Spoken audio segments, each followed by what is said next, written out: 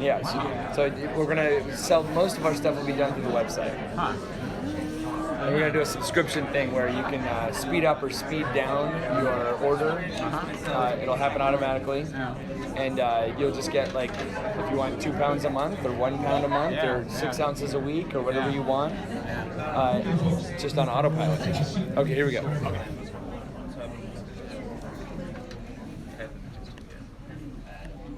Just take 2 more cookies and sit down.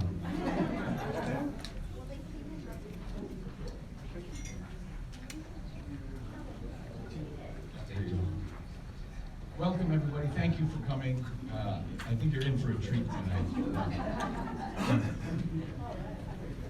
And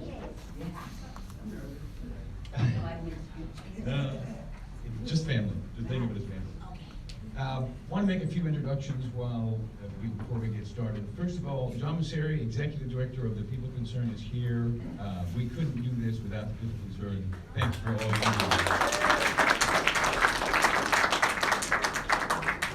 And in no particular order, we can thank Deanne and Claire for the cookies this evening. And Jesse Cortez, where are you, Jesse? There you are. Has joined them as another outreach worker, and their boss is Alex, sitting in the back. And we want to thank Pam McGranahan, who is in the back, and you saw as you came in. She has been elected to our board, and she was co-chair of Communications Committee. A lot of work. So thank you, Pam. I wanted to announce that we have almost completed a 3-year proof of concept now. And in that time, as you probably know, 82% of the people who will work with us are off the streets, either interim or permanent supportive housing. Phenomenal. So the board has decided to try it again for another 3 years. It doesn't seem to just stop when we stop. As you should. Okay. And policy is actually a good model for the rest of Los Angeles to pay attention. Yes. That's what we're trying to do, so thank you for that. I didn't look around. Jocelyn, are you here? No. Okay. Just a quick heads up, and with Claire and Deanne and some others in the interfaith community, we're going to be starting a new project that we are just formulating the ideas, but it has to do with storing move-in furniture and clothing and hygiene kits for the People Concerned outreach workers to use as they reach out to the homes. So stay tuned. We're evolving how this is going to work. I also wanted to mention to you that there's an interfaith Thanksgiving service at Pali Prez, as I understand it, the evening of Monday, November 19th. So stay tuned for that. The donations from that service will be given to the task force. So go and give. So let me introduce our wonderful Vice President, Sharon Browning, who works very hard for all of this, plans the community meetings, and is going to manage tonight's presentations and the discussion afterward. Sharon. Thank you, everybody. It's wonderful to see this large group of people here. Last year, remember, in November, we decided to see if we could not have an evening where we celebrated all that we have done together and the wonderful people that have come into our lives. And we didn't know how that would go, or if anybody would show up. And we had a smaller group that night, but it was a very special time. It was just a very special time of being together. So we decided that we would do it again and see how it unfolds. And we never know how these things are going to happen, but we just let them unfold together. I want to thank our speakers tonight. We're so glad to have you here.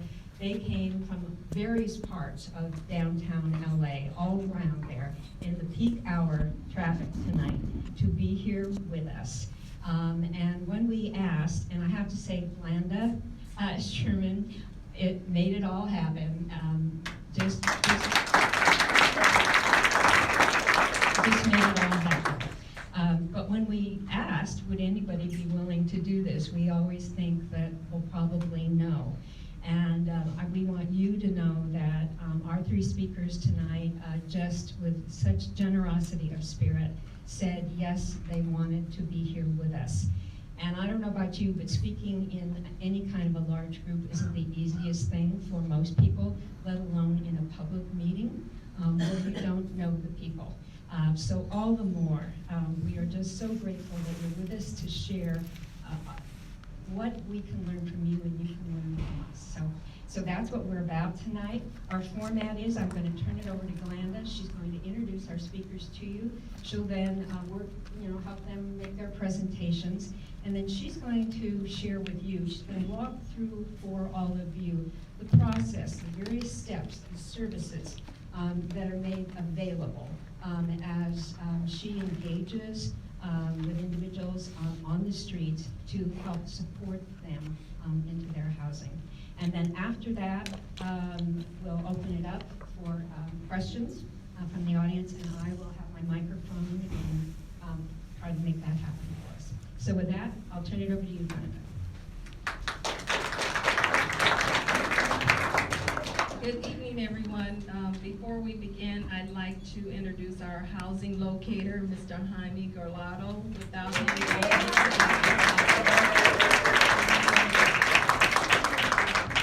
works hard and diligent to make things happen and get people into their housing. So all of our presenters that we are presenting here today have exhibited courage, because it takes courage to trust others and stand and tell your story. I personally am thankful to be part of this effort. Someone once said, if you see a good fight, get in it. Guess what? Get in it is exactly what the Pacific Palisades Task Force on Homelessness and this community has did. I have one word, and that word is grateful. Thank you all. So I'm going to go ahead and introduce our speakers today, our presenters, my friends sitting at this table with me. We have Michael Day. Michael, you want to wait? So in looking for words to describe Michael Day, I think he's funny, I think he's witty, he's entertaining. All of these are perfect words to describe Michael Day. He's the person that is just completing his training and graduated from LA Film School. He is pursuing his bachelor's. Thanks, Pacific Palisades.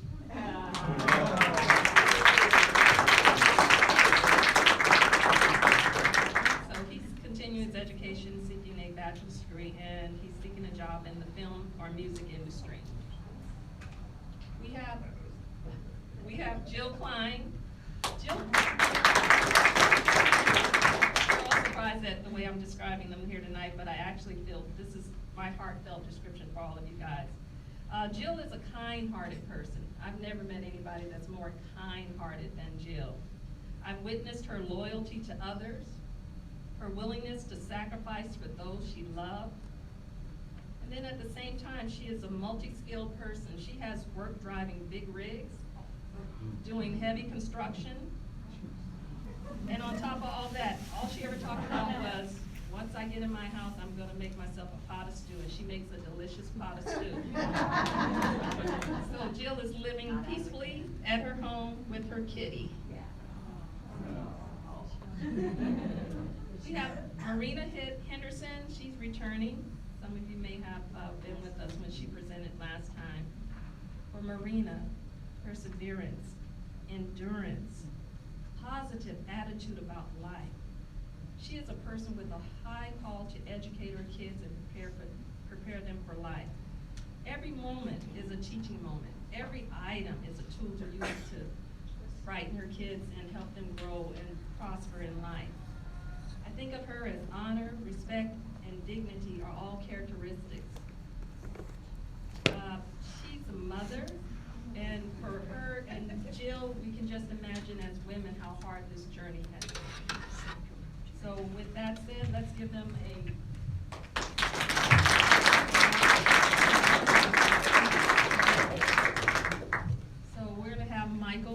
witty, funny?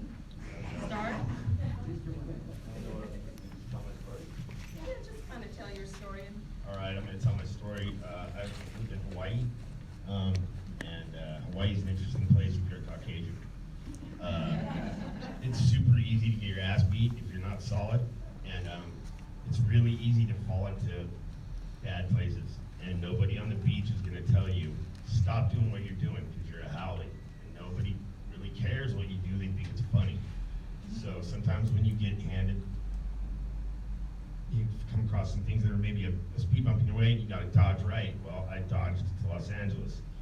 My friend left me in Hollywood the day before school started, and he said, I'm going back to Mountain View, I'm not going to school later, and left me standing at Ivar across the street from school. So I lived in Los Angeles before I was born in Harbor City. I saw the Sunset Pptfh bus came by in front of my school, and I said, I can think at the beach, because I was kind of like, I don't want to be in Hollywood, right now tonight. So I jumped on the Sunset Pptfh bus, dropped me off at Sunset up at Will Rogers. I walked across the street, and I saw tents at the end of the beach. One of those tents is my friend Tim Wiley. He's completed 2 degrees at LA Film School, and he's now studying his bachelor's in animation. He graduated summa and magna cum laude. He's killing it. He was one of the tents at the end of the beach. And I go, okay, I can sleep here. Tomorrow that bus goes to my school. I don't have to learn Metro. I'm good. I passed out. Slept on the beach. If it wasn't for the people at Pacific Palisades in this program, I wouldn't have graduated. So it made it possible for me to do that, and it's changed my life. And that's pretty much, again, there's not much too more I could say about it. I ended up on the beach here, and for some odd reason, it just happened to be the right beach. And that sounds weird because you guys are probably not really into the whole concept of people just camping on the beach, because I probably wouldn't be, but especially if I paid as much for my houses as you guys do. But I understand all that, but it's just by fate. I just jumped on the right bus. It just happened to land me on the beach, and there were tents at the end of the beach, so I knew I'd fall asleep there and take that bus to school at 9 a.m.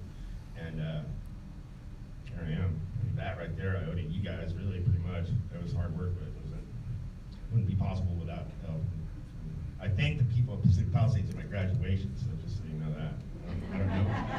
You know what I mean? So Michael, can you talk a little bit more how you connected with Maureen and myself? My friend Victor was, everybody was getting scarce, and so I was like, where are you guys? And he goes, well, we're getting housed. And I said, you're what? And he goes, yeah, we're getting housed. I said, well, what do you got to do? He goes, go to this parking lot at 9 a.m. And so I took the day off of school, and I went to the parking lot, and these guys didn't show up that day. So I went back to Victor. I said, look, I'm not taking the day off school and not talking to him, so where do I got to go? And then he told me to go down to Santa Monica over there at the Turning Point. And so I said, all right. And I went over there, and I tracked her down at her office. And so I told her my story, and she said, okay, give me 3 days. And she got back to me in 2 and put me in the sandwich show. I did 5 months of that. I did, like, it's jail. It's actually really, really cool, actually, program there. As far as homeless shelters, that's the one you probably want to be in, because I've heard about the other ones, and they're not pretty. So, that one, it was cake. It was, like, really cool. Everybody there was super nice, and it was a really generous program, and nobody got up all in your business, and they gave me tickets to get on the bus to go to school and let me do my homework late at night.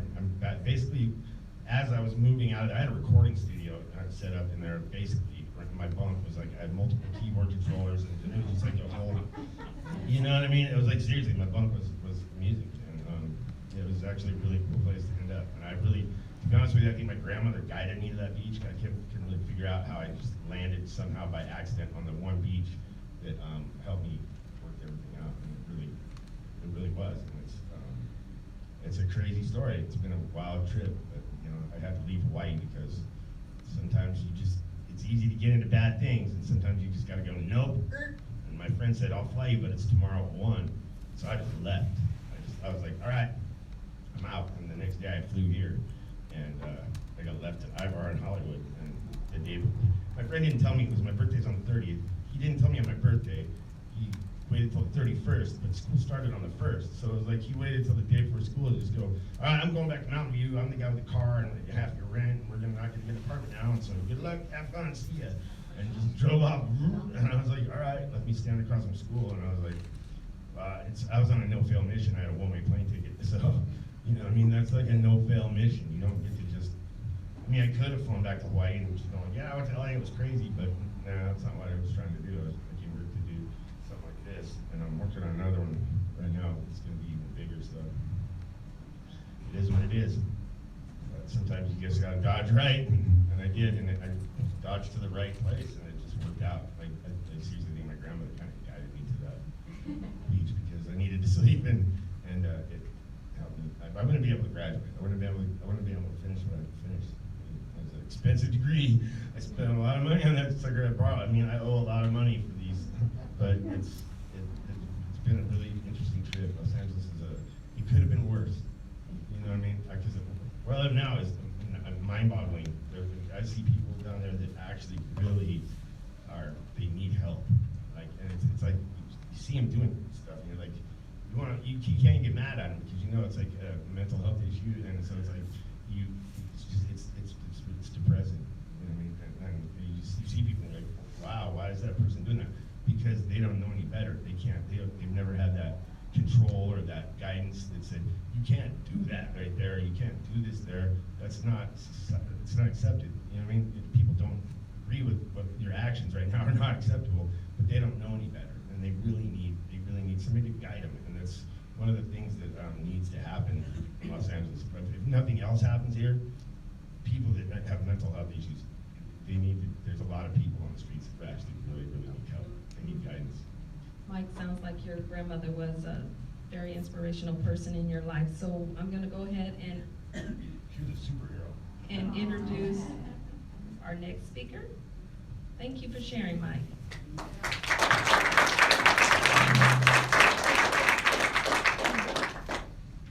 Next we have Jill Klein, and Jill Klein will share her story. Couldn't hear myself. I'm not used to this. Didn't know I was going to be making a speech. Let's start at the beginning. I was homeless in Silmar. Actually, I was total 10 years old. Not fun. Lot of two husbands, one son. You know, I had to do life for a while. Drugs and alcohol. Didn't do it to you. And it was Silmar and the bus man. Beautiful 57 brown school bus, all painted red, blue, all different colors. Called them the bus man. Come on, we're going down to the beach. That's where I've been ever since. I was at the beach for the rest of the 4 years in Silmar, 6 years down here. It was rough, you know, and I'm getting too old for that. I'll be 60 in May, and I just can't get up off the ground out of my sleep bag anymore. I can't get up. It hurts. I'm getting old. But no, it took a few times for Linda and the Marine to drag me off the beach. They didn't want to leave my boyfriend at that time, Jesse. Didn't want to leave me behind. It took a few tries to finally talk me into it. I really didn't want to go because I was worried about him. I had to start worrying about myself. Bottom line, and that's what happened. Ended up a turning point. It took a year. They helped me with paperwork, housing, and all that, which is great. I love being indoors again. I like having a TV and a stove and a refrigerator. And food don't look bad. You know, want to deal with ice chests and tents and sand. I did love the ocean at night. Boy, can you sleep. I just love the waves. Kind of miss that. Sometimes I just go down there to sail, you know, and see if anybody's there. Nobody's there. Everybody's gone. You guys, it's all your fault.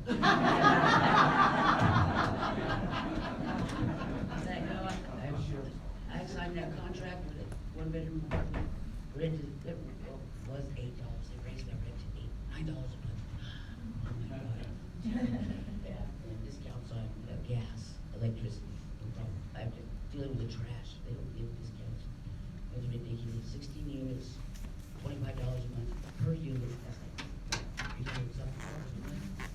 that's a lot. A little bit of trash, not much. So I'm like that. I have one goal. Teeth. I gotta take care of these teeth.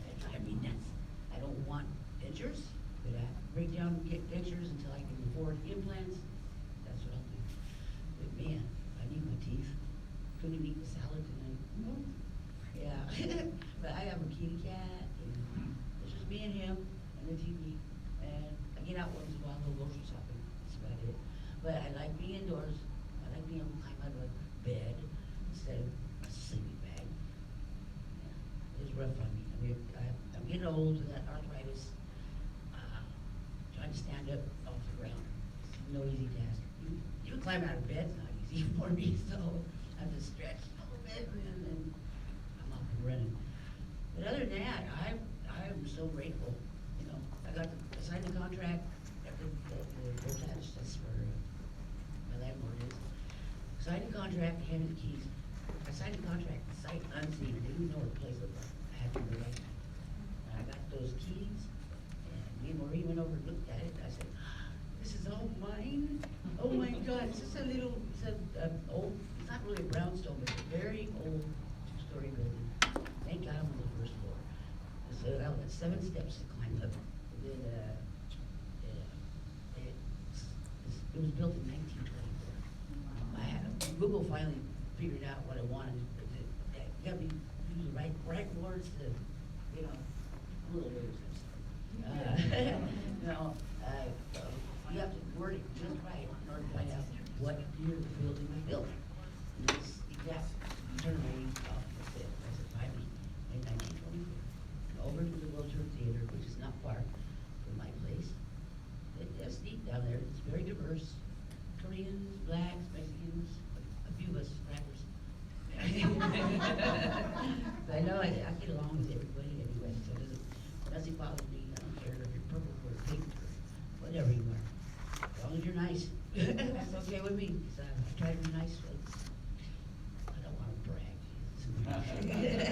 I try to be nice. You know, nice gets nice back most times. You know, but anyway, I was very grateful. It only took a year, got my place. Never saw my boyfriend again. I don't know if he's even alive, but I probably would have been the same way. The drinking and all that. I probably have about 2 beers a day. I gotta have a beer once in a while. And I've cut my smoking in half. So that's about it. I'm trying to get some good clean living going here. I'm trying to get SSI as well. I'm on GR and it's not easy. 221 a month and 194 nobody can live on that. You know, nobody. I mean, I'd like to get some new clothes, you know, like I'm wearing the same old stuff I've had for years. So it's time to get busy. I'd like to work, but I don't know if I can do the things I used to do. I know I can't drive a big rig anymore. Construction's out of the question. Don't put me on no ladder. Can't do it anymore. I have a balance issue. So, yeah. Okay, I will let go. Am I done?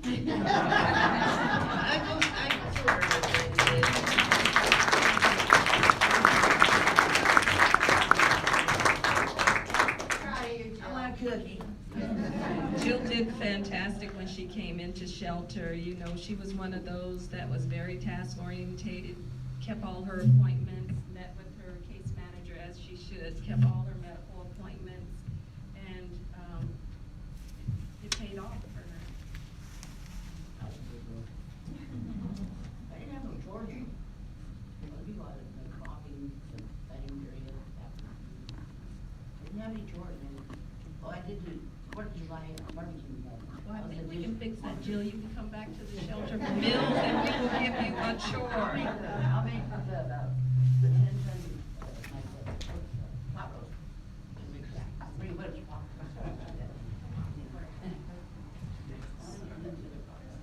So next we're going to introduce Marina Henderson. Hello, everyone. It's a blessing and an honor to be here. Thank you for having me back again. Last year I told my story and it was to be continued. It's still to be continued, but we made a lot of progress. Some faces are new, so I'll just kind of give a quick summary of the things that we went through. My children and I have 3 children. They are now 8, 9, and 11. And we were in a place where we were sleeping in our car. And so I used to park on PCH because beautiful. So I would, you know, I had like a truck and so like a little SUVs and before I was in like a rental van at first. But at any rate, I would just kind of make it comfortable for the kids, make it feel like something fun, you know, and even though we were going through a lot of stuff, we woke up next to something beautiful every single day. So it really helped us a lot. You know, we got to see marine life every once in a while, surfers, beautiful waves. And so one night we go park out there and I just was so overwhelmed. Of course, this is a different experience for me as the adult than it was for my children. My daughter is walking in the back. She's addicted to those cookies. I don't know what, are you putting crack in those cookies? Somebody just Well, we are too, because we're in trouble. But at any rate, I mean, to the point where my daughter, like after we came out of homelessness, she would say, "Mom, can we go live at the beach?" No. But one night, in particular, I just remember just being kind of broken, like just, God, why? You know how we get there, like, I trust you, I know you have plans for my life, but, you know, I'm gonna need you to turn this around. So the next night, we were parked there. Actually, that night, Officer Radcliffe, well, I don't know if it was Radcliffe. I was calling you Radcliffe. If there was something I did wrong, you can stick with Radcliffe. I just keep seeing those clips, I don't know, but Radcliffe. So anyways, I think it might have been him. He pulled behind us, he, you know, told everybody to move along off the beach, and I think I had pulled off and found another spot, and I think ended up coming back. I don't think he came back that night. So the next night when he came and did it again, I said, oh, he's just gonna drive off. And, cool. So he came back this time, and so he's like, oh, she didn't move the first time. So he came, he knocked on my glass, and at first he wasn't very nice. He wasn't very nice. And you know, I told you to move on, and you didn't move on. I'm gonna write you a ticket, and I'm like, okay, but you know, where can I go? Because you know, I'm not an expert on homelessness, but I have heard that there's some streets that you can park on. He was like, I don't know, you figure it out, but you gotta get out of here. I said, well, like where? Like, do you know any of the streets? And then suddenly he stopped being mean, and he just looked at me, and he was like, do you really want to get off the street? And I said, yes. And his whole demeanor completely changed. And I'm so grateful because, like, normally I'm really nice to everybody, but people that are mean to me, I'm kind of mean back to them. But for some reason, I mean, like, when you're just in that place, and I really needed those questions answered because I didn't know where to go. And then he could see that. He could sense, you know, what was going on in my spirit. So he was just like, I tell you what, I'm going to give you this number. If you call her in the morning, I will tear up this ticket. I said, okay. And that was Miss Glanda's number. I called her the next day. She said, I was waiting for her. Or did you call me first? I think you called me. I called you? Just to interject, I had 2 referrals on Marina. The wonderful people that work at the bonds, so concerned, so compassionate, had told me there's a lady with her kids, you gotta help her. And then Officer Rusty,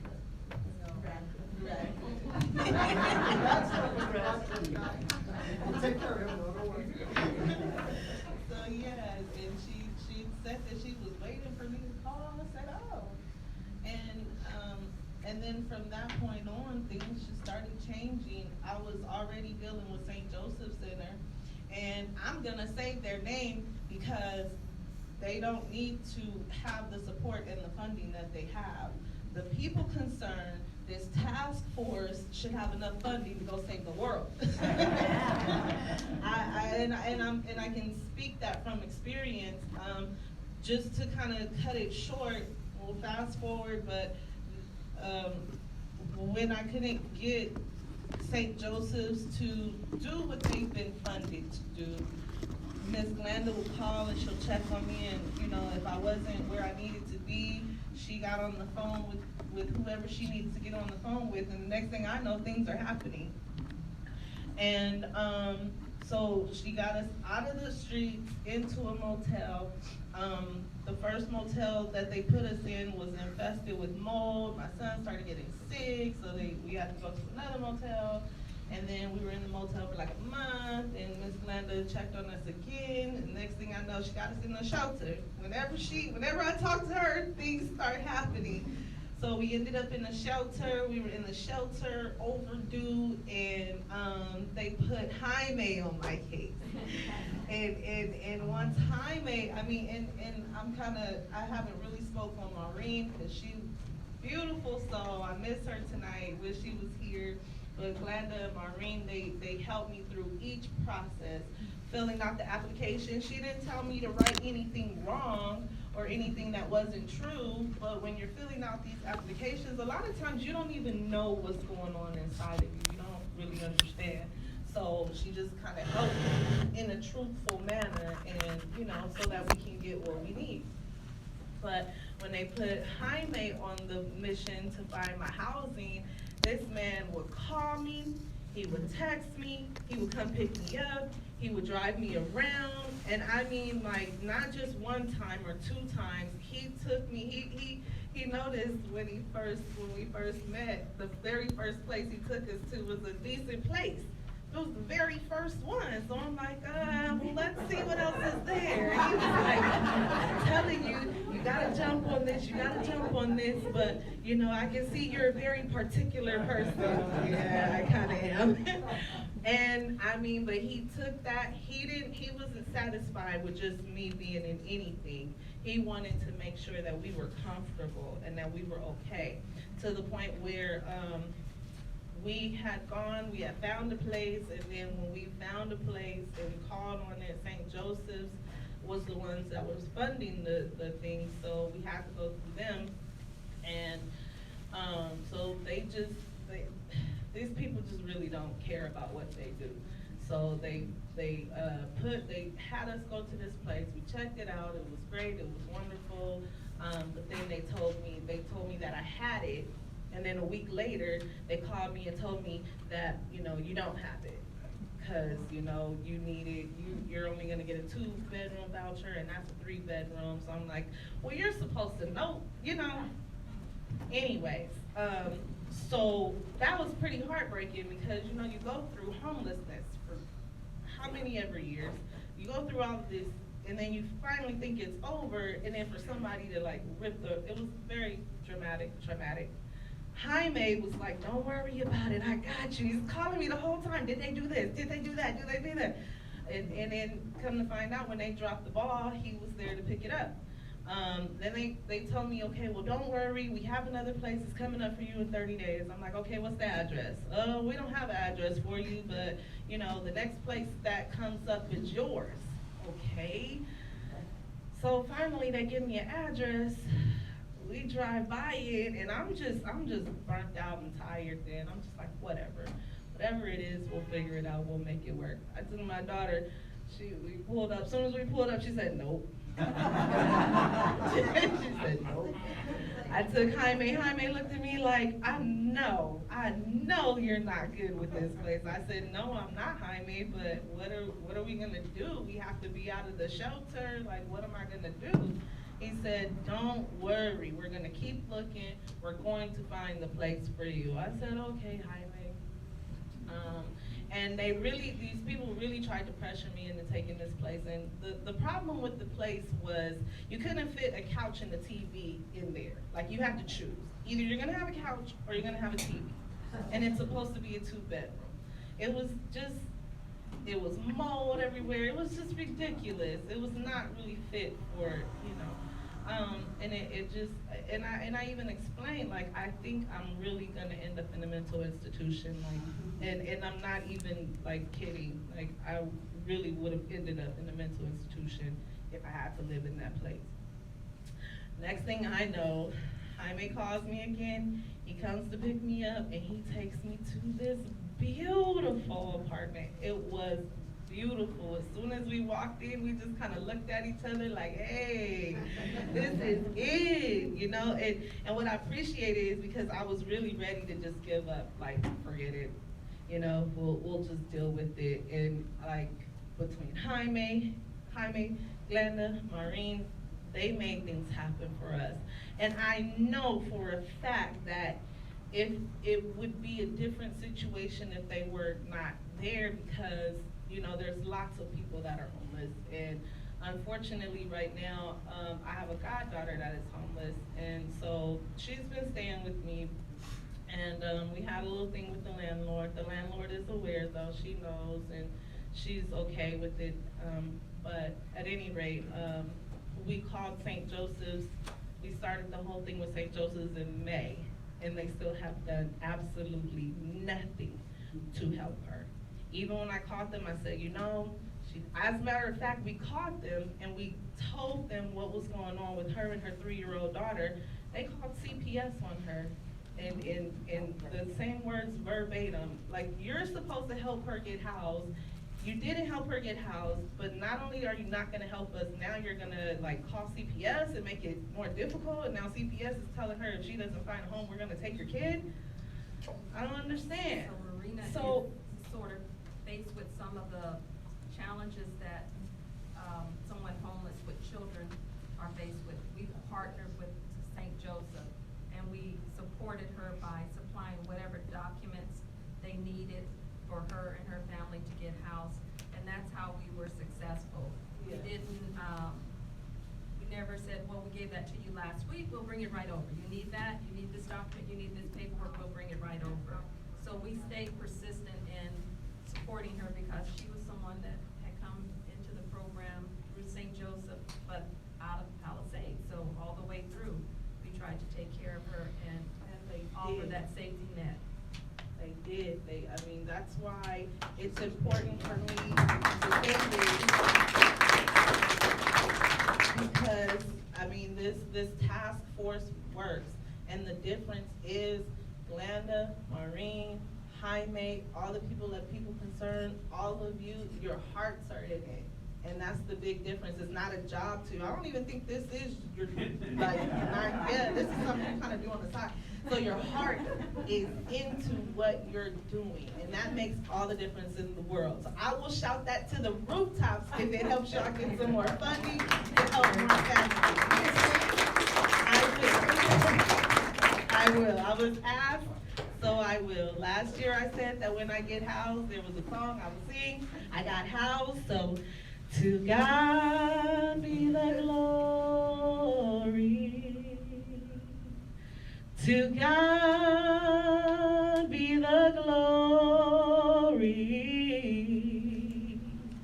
To God be the glory for the things He has done. With His blood He has saved me. His powers rearrange me. To God be the glory for the things He has done.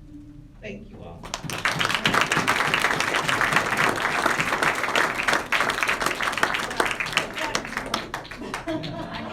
Thank you, Marina. Thank you, Jill, and thank you, Michael. All three of these clients took a leap of